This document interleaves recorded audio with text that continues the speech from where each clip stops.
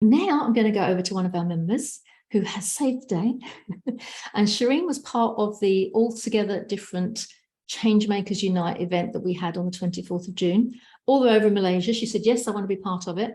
And not many people, I'd like to get her talk for more and more people to be part of. So I'm going to stop my share now. Over to you, Syireen. Share with us what you did at the Altogether Different event. Thank you, Jill. Hello, everybody. I know it's nice and still daylight. It's midnight where I am, so I'm about to go to sleep. But I'm happy to be here. Thank you, Jill, for giving me the opportunity to speak again. And listening to what we just shared earlier about the words that I heard about hurt and forgiveness, and I think things about betrayal, and I thought that I'm going to like kind of tweak a little bit the conversation I had during our initial session, and how it really works about coming towards collaboration. So I'm going to just go ahead and share my screen. I want to stay as relevant as possible to today's session. So when I shared this screen during our event last few weeks, I was very taken aback when somebody actually saw the word uncover, discover, and recover. And that's actually a process that I do with the wordsmith during my coaching sessions, where I really look back into going back to the individual, the being, in uncovering their brilliance, their wisdom. Most of us have lost it.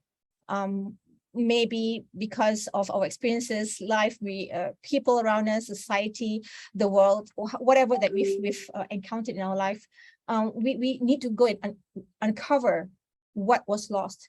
And then in the process of working and looking back, peeling layers, we start to discover other things about ourselves because we have lived life.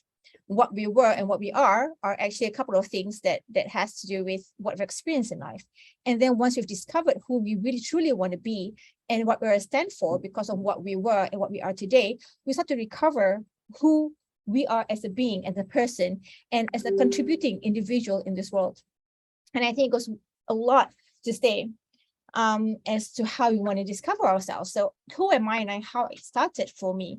I'm actually just a writer. I like to do the word just because I was just a plain writer. I had a passion for words. I had my head up in the sky. I wasn't really interacting with people. I was totally allergic to people. I like myself. I like my company. I like my books, I like my coffee. And I really didn't care about the world. I worked on myself a lot. I worked on my imagination a lot. And I only contributed to the world, other people who I thought needed me at that time, but not really concerned about the bigger picture. So I spent a lot of time just being a daughter. And that's me when my little girl was just like 2-3 years old. And I focused on being a wife. I have 4 beautiful children. I spent a lot on making them the people that I wished I had when I was growing up. I love traveling. So I believe in culture. I believe in learning from the differences and getting perspective. And I eventually, what I realized was everything that I've learned, I kept to myself. And I get absolutely disappointed with the rest of the world for not knowing what I know. And I thought that was kind of selfish. And I said, okay, maybe then I need to get out of my cave and go, I need to be a better person, a better contributor to the society or the community I belong to. So I became a speaker and a moderator, a trainer, and a coach. Recently, I got an opportunity to be a keynote speaker on an international platform, and I really started to see the kind of work that I can do. And I'm very happy to be part of Collaboration Global because it gives an opportunity to speak to more than just folks in Malaysia or in the Asian community. And I took up a couple of leadership roles, and now I'm a community leader. I lead about 230 business owners, supporting them, helping them grow, self-development, business development. And it gives me more and more passion and insights into the more things that we can do. And of course, this is my previous Prime Minister, Dr. Mahathir, my hero, my leader, and have learned so much from him. And the things that he said to me really opened my eyes about how to be not just a local leader, but a global leader. And how do we do this? And whoops, it's going backwards. Sorry. And so I realized that I can't be a hermit. I can't just be a writer and be concerned about just me, my development, my kids, and the community I belong to. I have to do a whole lot more. I have to reach out a whole lot more. And why is that? Because the world needs us.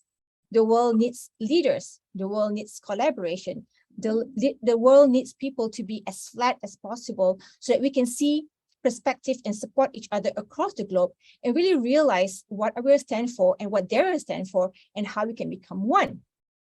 And I talk about the Spaceship Earth. Consider this. We have the first world countries, and we have the developing countries, and we have the third world countries. Now, if we see ourselves as a spaceship, and the first world country is all developed and having all the opportunities and having all the right things to do, knowing and experiencing and understanding what's best to do, they're upfront. And then we have the developing countries trying to figure out how to learn from the first world countries as mentors, and then at the same time being the bridge to developing countries and running back and forth, trying to make sure that the content or the knowledge is being bridged. And then we have the third world countries, which is just burning because someone's not paying attention at the front end, thinking that it's okay to just be great and forgetting that there's a part of the spaceship that's just burning. And no matter what we do, until we save what's happening at the end of the spaceship, we're just going to flip. And the entire Spaceship Earth is just going to crash and burn. So how are we going to bridge each other? So I ask myself, what am I thinking when I'm thinking about being a leader and being in collaboration, being in supporting the people around the world, being a better human being, being better? What am I thinking really? And how am I thinking about it when I'm going out and extending this conversation to other people that I know and I'm networking with?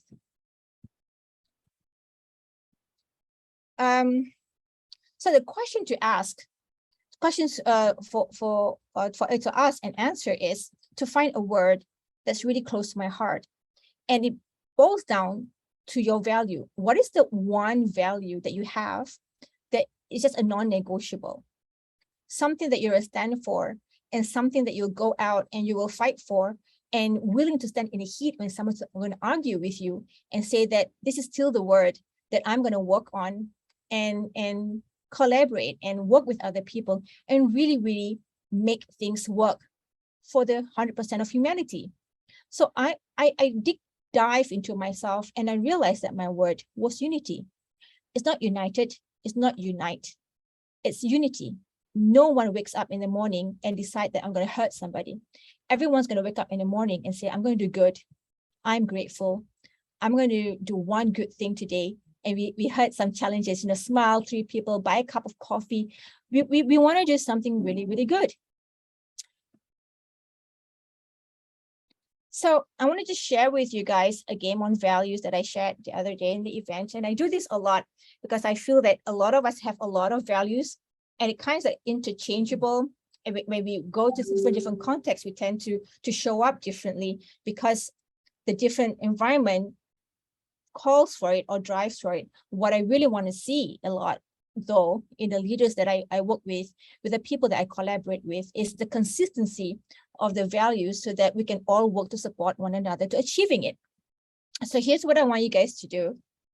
Just remember, what am I thinking? How am I thinking when I'm approaching things? So this is just a game of value that I play. You may have different values, but what I want you to do, just have a look at this value and circle maybe 20 of the values that's really close to your heart. You can just go ahead and capture the screen and you can work it on later because I only have a couple of minutes on this. I may not have enough time to do the exercise completely.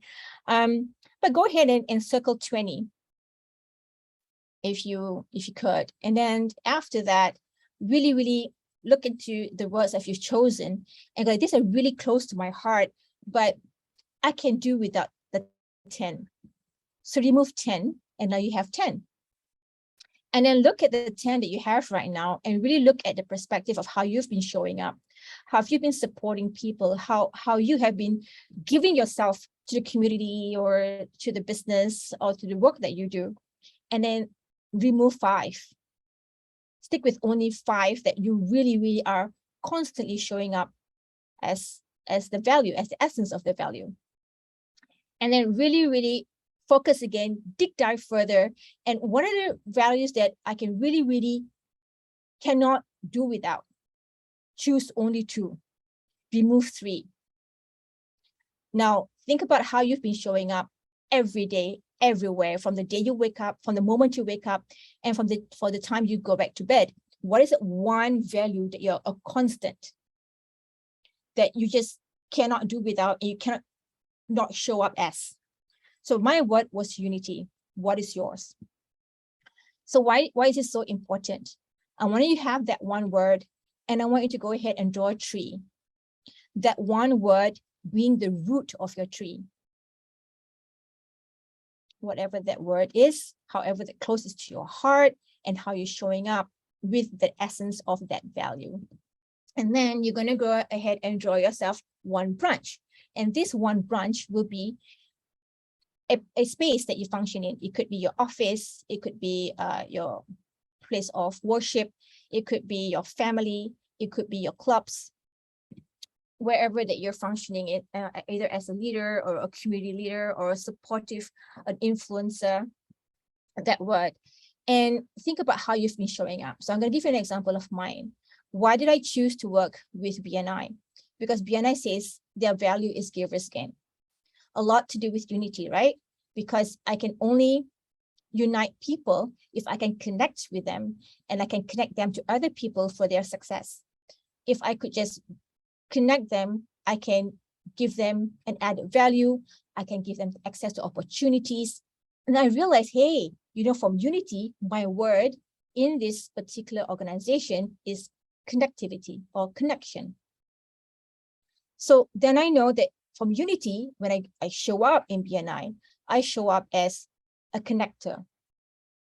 And because of that, for the past 8 years, I've developed a brand name as Queen of Networking. Why? Because everywhere I go, I'm connecting people across the globe. And it has a lot to do with my stand, or my core value being the unity. And then you can draw another branch, and I'm going to share with you how I show up at home. What is the word that my children would view me as? And it seems to be that I'm a glue. I'm their glue. So unity it shows up as a glue in the family, because I tend to help them patch things up.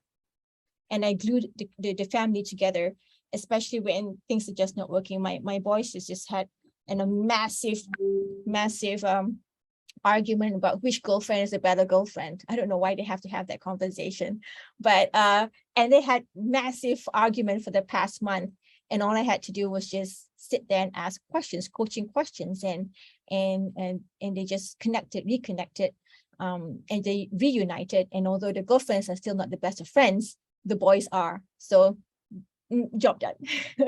So yeah, so something to look at. And as you experience more and more of how you're showing up, and realizing that these are the words that's coming up for you, it all boils down to how you want to really, really be a stand for.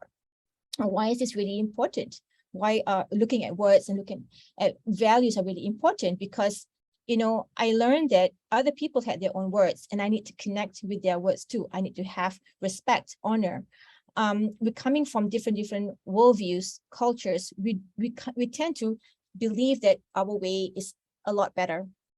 And my mentor once said to me, and I was just having so much passion about supporting people, and she said to me that you may know a lot of things, and there's a lot of things you think is good for people, but at the moment this may not be what they need.